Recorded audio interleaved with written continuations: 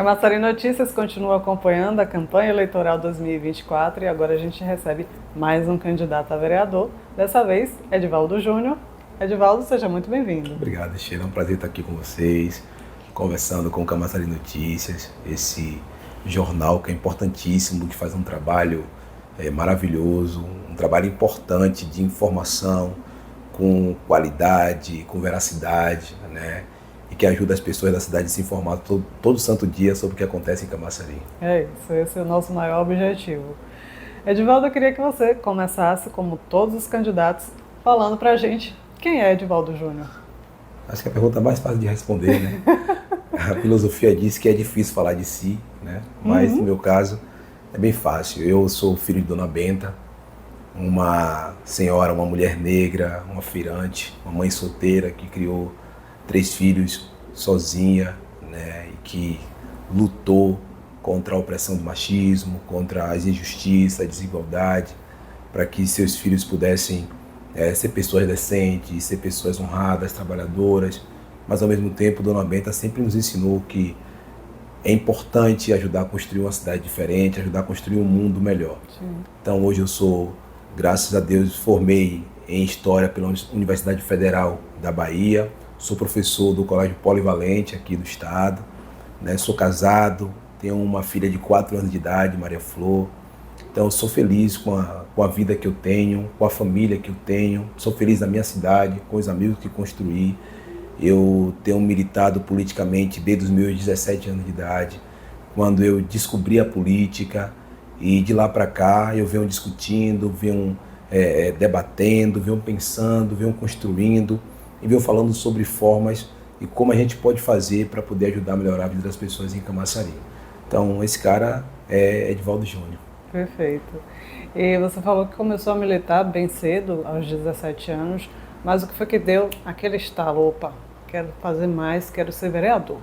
Quando eu comecei a militar, por aquilo que pareça, né, eu descobri a política em uma célula evangélica. Né, o líder da célula, Ricardo, era um cara bem jovem, ele era bem alternativo, né, então ele falava da Bíblia, mas falava também de política. Ele tentava pegar as experiências de desigualdade, de injustiça, né, de violência que a Bíblia retratava, e ele trazia aquilo para os dias atuais. Então, assim eu me despertei para a importância da política. Sim. E depois que eu entrei na faculdade, entrei na Federal, e o movimento político na UFBA é uma coisa muito forte, muito grande. Verdade. E eu comecei a militar mais ainda e participei de mobilizações. Eu lembro daquela mobilização da juventude, não é só 20 centavos, que a gente reclamava do governo federal, porque os investimentos que foram feitos para a Copa do Mundo, nós jovens queríamos que aquele dinheiro fosse investido em educação e saúde. Então eu lembro que a gente parou aqui em Camaçari, havia parafuso.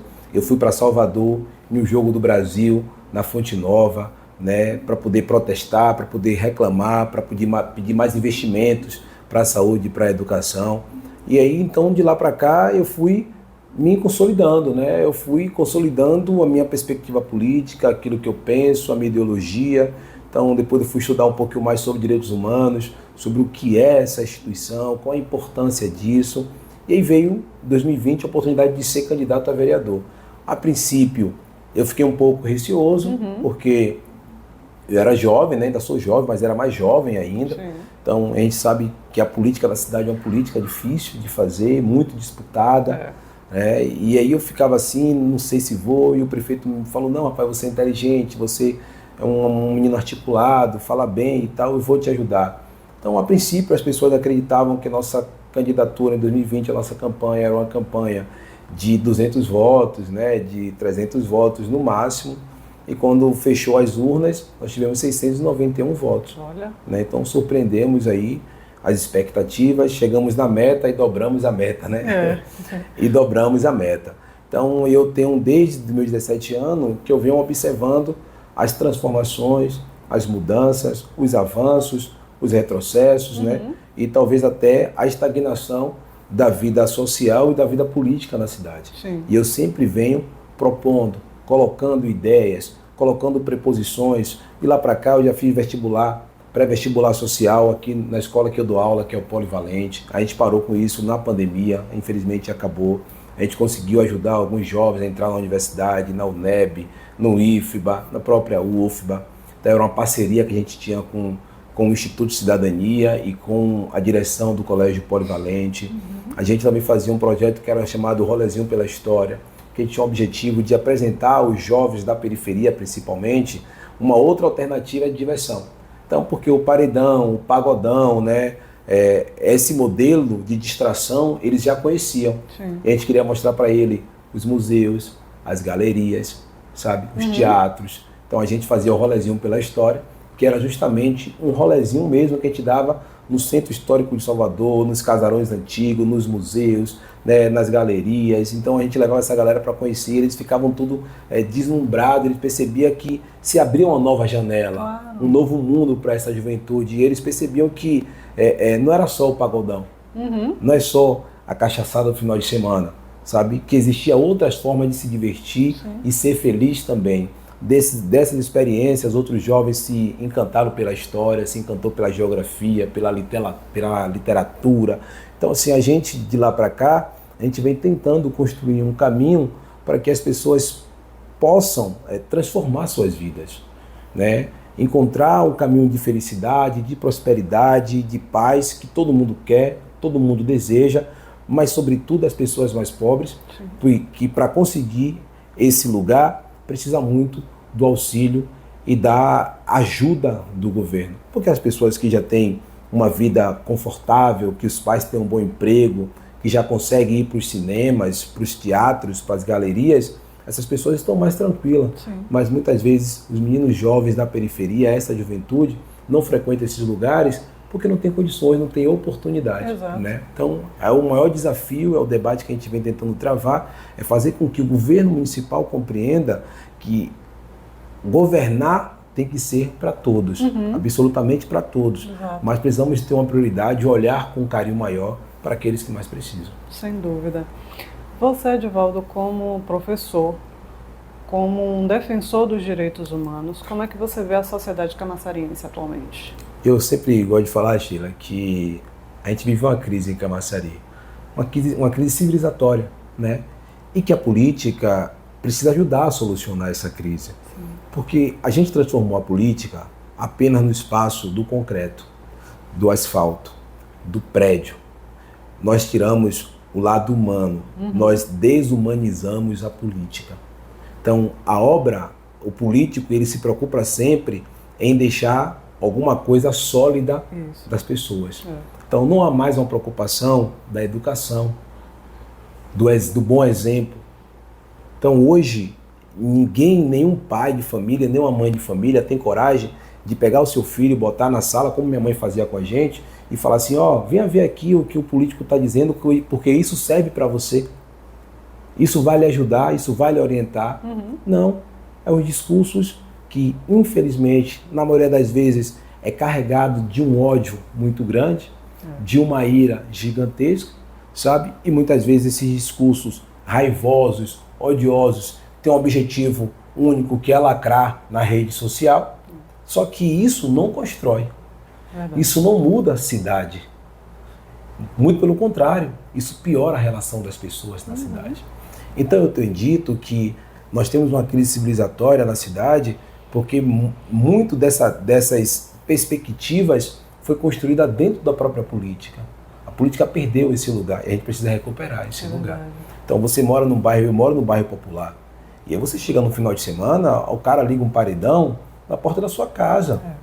Sabe? E eu não tenho nada contra paredão, gosto do paredão, gosto da festa, né? Gosto do pagodão, mas eu acho que a gente precisa ter um mínimo de bom senso. Porque o cara liga um paredão e ele não pergunta se na sua casa tem um idoso, se tem uma criança recém-nascida, se tem alguém doente, mas ele acha que ele pode ligar o paredão dele na porta da sua casa e você que se vire. Então, e é isso que eu falo da crise civilizatória.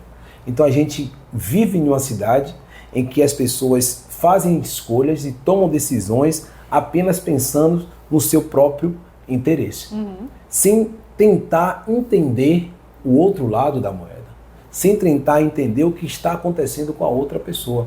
E aí, quando essa pessoa que liga um paredão, um som, não sei, qualquer coisa, eu estou dando aqui o paredão como um exemplo, e pode ser tantas outras coisas que acontecem no dia a dia de Camaçari.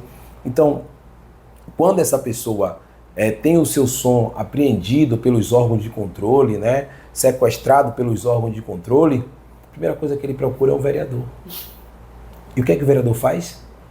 Resolve. Então, o vereador contribui para essa crise civilizatória, para essa falta de respeito, de um convívio violento, agressivo na cidade. Então a política precisa sinalizar para outro caminho. A política precisa educar as pessoas, dar um bom exemplo, fazer um discurso que uma criança de 10 anos olhe e diga, bacana, eu quero ser igual àquela pessoa. Eu disse ontem numa reunião que eu participei, um encontro com os evangélicos, eu falei assim, eu não sei por que as crianças gostam de mim. Eu estava em casa e uma professora que tem um curso, um reforço escolar, me mandou uma mensagem, de manhã cedo, às 7h30 da manhã. Edivaldo, você está em casa? Pô, estou me arrumando para sair. Você pode vir aqui no reforço rapidinho? Porque tem uma aluna aqui que é sua fã. É sua fã e ela quer tirar uma foto com você. É sério, eu disse ela, disse que a mãe dela vai votar em você por ela tanto pedir. E eu fui lá, nesse reforço. Quando eu chego lá, eu entro na sala, tem umas 12, 15 crianças. Quando eu entrei na sala do reforço, tava lá as crianças, todo mundo com adesivo no peito. E eu falei assim, gente, é um comitê aqui, é? Aí a professora falou assim, não, o nome da menina é Milena. Foi Milena que botou adesivo no peito de todo mundo, né? Mas assim, mas por que isso? Isso não é um acaso, Sheila. Isso é o resultado do que eu falo para as pessoas. Isso é o resultado do que eu digo na minha rede social. Ninguém vai abrir a minha rede social, nem nesse período eleitoral, e vai vir uma fala minha de ataque, de agressão a qualquer pessoa. Porque eu nunca acreditei que isso construísse alguma coisa. É verdade. Né? Então, o meu comportamento é um comportamento sempre construtivo, sempre de respeito, porque eu acho que unir é muito melhor que afastar. Sim. Né? Unir é muito melhor que espalhar. Com certeza. Então, acho que esse é um grande desafio. Então, fazer com que a política possa voltar a ser um lugar de exemplo, né? Um lugar de educação, que as pessoas possam olhar e possam parar, ouvir um discurso de um político e pegar aquilo para a sua vida e utilizar alguma coisa daquilo, eu acho que se a gente consegue fazer isso, a gente consegue virar a chave da vida política na cidade. Sem dúvida, e a política acabou virando isso, né? O ataque, o contra-ataque e as propostas. Cadê? Ninguém sabe, ninguém viu. Ninguém viu, né? E eu falava mais cedo aqui nos bastidores com as pessoas que, infelizmente, a nossa campanha é a única campanha das cidades que preocupa em falar de proposta, de pensar a cidade, de falar dos desafios que a cidade tem. Pode procurar qualquer outra candidatura e eu desafio, eu já propus aqui em vários lugares que eu já fui, e eu desafio, pegue qualquer candidato a vereador e venha fazer um debate comigo para falar sobre a cidade. Eu digo mais, escolha o tema. Você quer o quê? Saúde? Vamos discutir. Quer meio ambiente? A gente vai. Escolha o tema. Porque eu me dedico a estudar, a aprender, porque eu acho que quando você se propõe a fazer alguma coisa, você precisa fazer o melhor. Claro. Né? Você precisa dar o melhor. E quando você se propõe a ser um homem público, essa responsabilidade aumenta mais ainda. Porque você vai cuidar e vai tratar da vida de outras pessoas. Exato. E a vida é o bem maior que todo mundo tem. Então, assim, as propostas ficaram de canto. As farras, as festas. Eu acho que tudo isso é válido. Tudo isso é importante. Eu não desprezo nada disso, porque eu também participo desse momento de alegria, que a política também é um grande carnaval. É verdade. Né? Mas a gente também precisa parar para dizer para as pessoas como vamos resolver o problema da violência da cidade. Isso. Nós somos a segunda cidade mais violenta do Brasil. Como é que a gente vai, como vamos sair desse abismo? Precisamos dizer às pessoas como é que a gente vai fazer, porque nós temos o quarto ar mais poluído do Brasil. Exato. Isso prejudica principalmente as crianças. Sim. Como é que nós vamos fazer para solucionar essas questões? Então, não dá para ficar apenas na diversão. Ela é boa, a gente quer, a gente gosta, mas também precisa dizer à cidade como é que nós vamos fazer para melhorar a vida das pessoas em Camaçari. Exatamente. E você, como professor, como um jovem negro, formado em Universidade Federal, vai ser na Câmara. Eu quero ser na Câmara o melhor vereador que essa cidade já teve. né? E essa é a minha preocupação acima de tudo. Então eu disse ontem nesse encontro que eu fui, se for para a gente ter apenas só mais um mandato, não vale a pena. Eu nunca fiz nada na minha vida, Sheila, para ser pela metade. Só mais um, né? Nunca fiz. Eu sempre quis dar o meu melhor em tudo. Então eu sempre busquei fazer coisas que eu gosto de fazer, justamente para eu poder me entregar, para eu dar tudo o que eu tenho. Então eu digo às pessoas sempre, vocês podem reclamar de qualquer coisa sobre Edivaldo, mas você nunca vai dizer que ele não entregou tudo. Você pode até achar que ele não conseguiu alcançar o objetivo, mas você nunca vai dizer que ele não entregou tudo, que ele não entregou tudo. Quando chegar no fim dessa eleição, as pessoas podem até dizer que a gente não ganhou a eleição, mas elas nunca vão poder dizer que a gente não deu o nosso melhor. Porque eu sou essa pessoa. Quando eu entro em alguma coisa, eu quero fazer sempre o melhor. Eu quero ser sempre o melhor. E se eles deixarem, eu serei o melhor. Então, o nosso desafio é ser o melhor vereador da história da cidade, que mais propôs, que mais debateu, que mais acolheu, que mais cobrou, que mais atuou, que mais visitou, que mais conversou. Então, o nosso objetivo é ser sempre mais e mais. Não tem para mim uma outra opção, se não ser o melhor vereador da história de Camaçari. É isso aí. E quais vão ser as suas bandeiras, Edivaldo? Sabe que eu sou professor, eu tenho um cuidado muito grande com a educação, Claro. Um carinho muito grande pela educação. Tem 3 coisas que eu gosto de fazer na minha vida. Quando eu estava na faculdade, abria concurso, né? Banco do Brasil, Caixa Econômica, Petrobras, e os colegas tudo se mergulhavam, velho.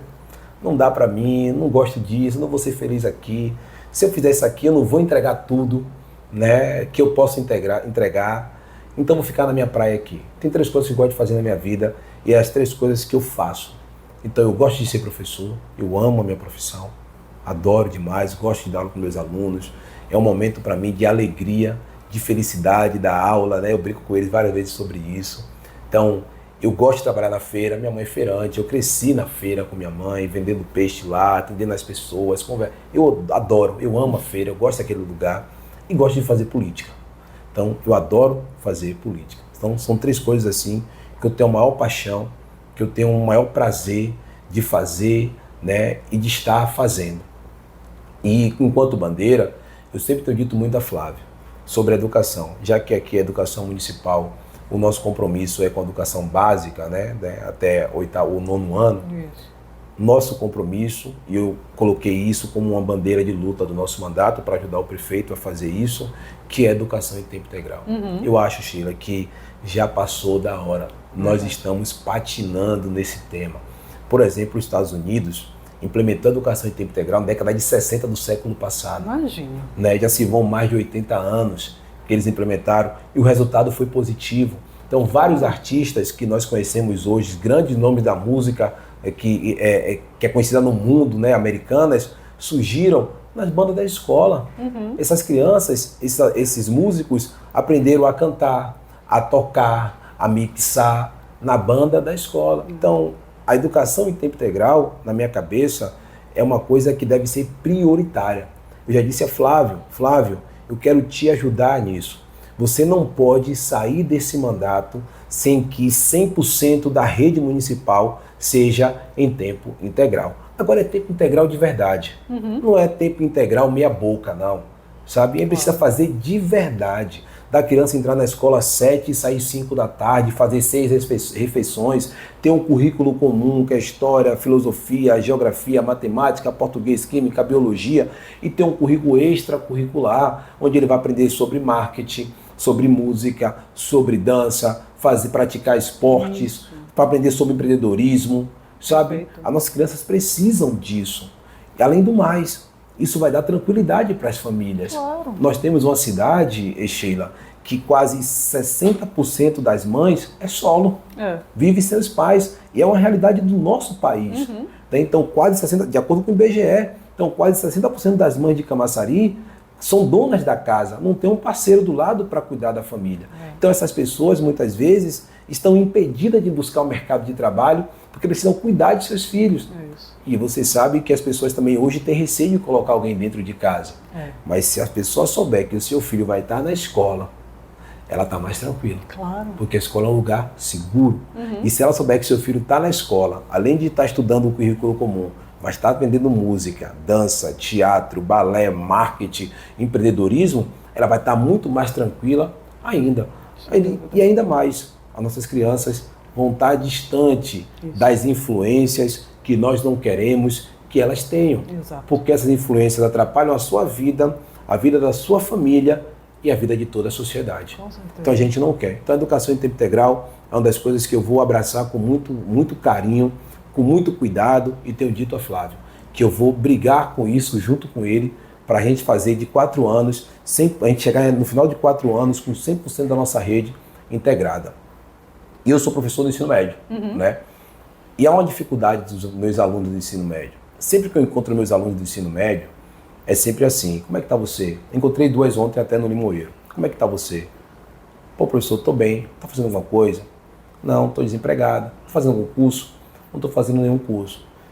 É a resposta mais comum que eu encontro dessa juventude. Então, o que foi que eu falei com o Flávio? Flávio, nós precisamos construir uma política pública para a formação profissional e geração de emprego dessa juventude. Porque essa juventude é o setor que mais encontra dificuldade quando vai buscar o mercado de trabalho. Com certeza. Porque não tem experiência e não tem qualificação profissional. Exatamente. E na maioria das vezes, eles não conseguem pagar, porque um curso no grau técnico é R$500 por mês, 600, no Senai pela mesma forma. Então, por isso que eu disse no início, o governo tem que servir para todos, mas ele precisa olhar com mais carinho para aqueles que mais precisam. Então, eu disse a Flávio, construir uma política pública para a formação profissional e geração de emprego para a juventude é fundamental, né, para ajudar esses jovens, para que eles possam tocar a sua vida, construir seu próprio destino, sabe? Então eu vou enfrentar isso também, vou debater, vou cobrar isso a Flávio. Ele tem se colocado como uma pessoa sensível a essas pautas que eu tenho colocado para ele, tem se colocado à disposição para ajudar a construir isso. Eu disse a ele, prefeito, chamo ele de prefeito, se imagine se a gente ajudar a formar por ano 1.000 jovens, sabe? Em 4 anos você ajudou a formar 4.000 jovens em um curso técnico. Então a gente precisa colocar esses jovens para estudar, para trabalhar, para que eles possam construir o seu caminho. Então eu tenho essa preocupação, é uma das bandeiras que eu vou levantar, Sheila, que eu vou debater, que eu vou discutir, sabe? Que eu vou brigar junto com o Flávio para a gente poder realizar. Uma outra coisa, falar mais uma, né? São tanta coisa. Pode falar. Eu acho que o hospital municipal é uma coisa importante. Sim. Demais. Nós sabemos que nós temos desafios na saúde. Apesar de tudo que o governo Arinaldo fez, não foi suficiente. A gente precisa reconhecer, né? Não foi suficiente. Agora a gente precisa avançar mais. E é por isso que nós estamos defendendo o nome de Flávio. Porque só ele é capaz de fazer com que a gente avance mais na saúde pública. E ele já colocou como prioridade do seu governo, e eu quero ajudar ele nisso, que é a construção do hospital municipal. A gente sabe que isso vai desafogar o sistema, melhorar o atendimento e assim melhorar a vida das pessoas. Então, uma das pautas que eu também quero ajudar Flávio, quero discutir, quero cobrar, quero estar em cima, quero trabalhar para a gente poder, quando acabar o mandato de 4 anos, a gente realizar, sair realizado, é a construção do hospital municipal. Mas é um hospital de verdade. Né? Não é para a gente fazer uma UPA de luxo. Né? É um hospital de verdade. Não dá para a gente fazer um negócio meia boca e chamar de hospital. Vamos fazer um hospital de verdade, que as pessoas possam entrar e sair bem, sair com saúde. Porque às vezes as pessoas dão exemplo de alguns hospitais, eu digo assim, mas você quer ser atendido naquele hospital? A pessoa diz, eu não quero. Então, esse hospital aqui também a gente não quer. A gente quer o melhor hospital para o nosso povo. Então é isso que eu falo, Flávio.